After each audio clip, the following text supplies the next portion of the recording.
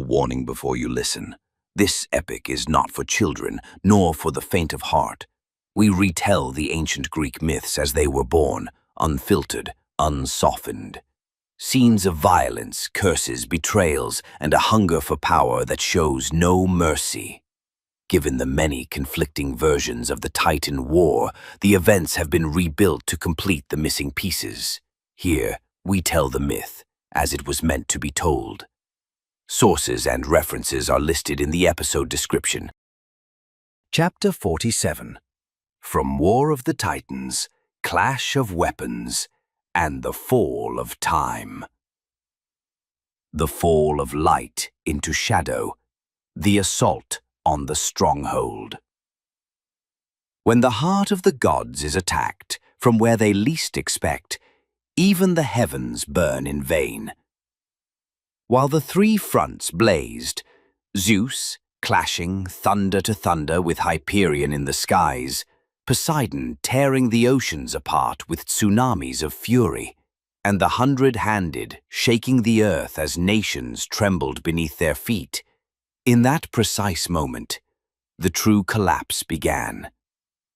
From behind the mountain, from cracks too narrow for light to see, emerged the fourth front. Erebus came first, like poisoned silence smiling. Before the strike, beside him, Coeus, a nightmare that had forgotten the sound of its own voice, but mastered the language of slaughter. And behind them, an army not of footsteps, but of shadows. They did not march. They slithered. They did not shout. They whispered. They did not charge. They disappeared and reappeared behind you. 100,000 shades, not here to besiege, but to consume. Wake up. The stronghold breathes death. The blackness isn't night. It is a new front, born to erase what remains. Walls burst from behind. Flames erupted where there were no doors. Stones split apart, as if betrayal had infected the rock itself. Erebus stepped through, his long hair bleeding darkness, his face not bearing features but a promise, to erase. He roared, "I've come for your head, Hades, as you took the heads of our dead. Now, I'll teach you how death moves in shadow. Coward! Lord of false silence, I'll feed you death itself." He surged toward the gates, spears of darkness shredding the air behind him. Coeus followed, his voice quaking not from fear, but from the violence it barely contained. "Cut the artery, crush the heart, burn what little sanctity remains." Inside the stronghold, wounded from battles past, Hades stood firm, not as one hoping to live, but as one who knew that his death would echo. He pressed his hand to his bleeding chest and declared, "You won't take this place. You'll pass only over my ashes." Then, the ground beneath him cracked open, and from the underworld they rose, beings of flame and rot, loyal soldiers of the dead, spawned in the deepest chambers of the damned. The battle erupted. A spear sliced the air, pierced the neck of an Araban warrior. Erebus countered with a dagger of black fire, plunged it into the chest of a Hadean captain. Coeus stormed the southern wing, igniting the weapon vaults in a blaze of betrayal. Hades roared, "Hold your ground! They do not own the sun. We are the ones who fight in darkness." One of the upper halls exploded.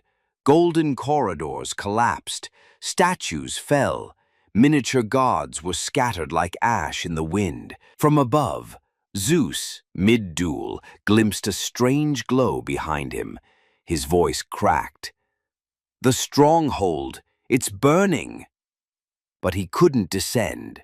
Hyperion had him locked.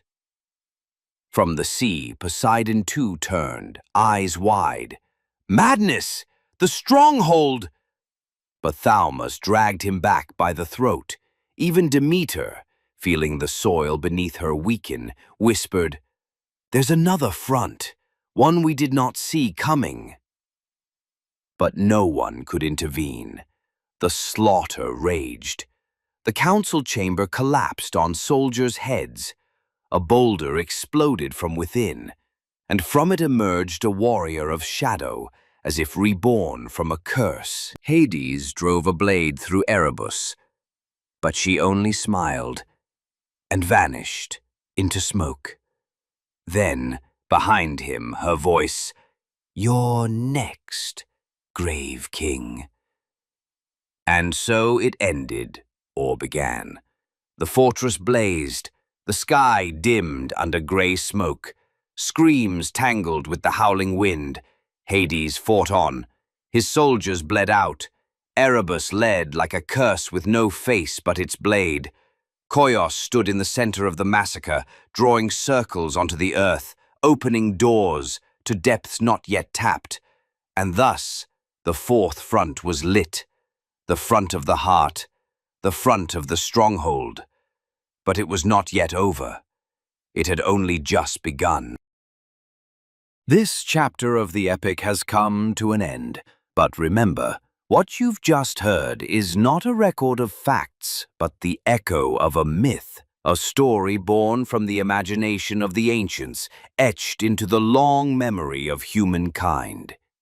If this tale stirred something in you, if it opened a door to reflection or wonder, don't forget to support the channel and share the journey with those you love. And in the comments, tell us which moment in this chapter struck you the most and why. We'll meet again in the next chapter of this audio odyssey through time. Until then, farewell.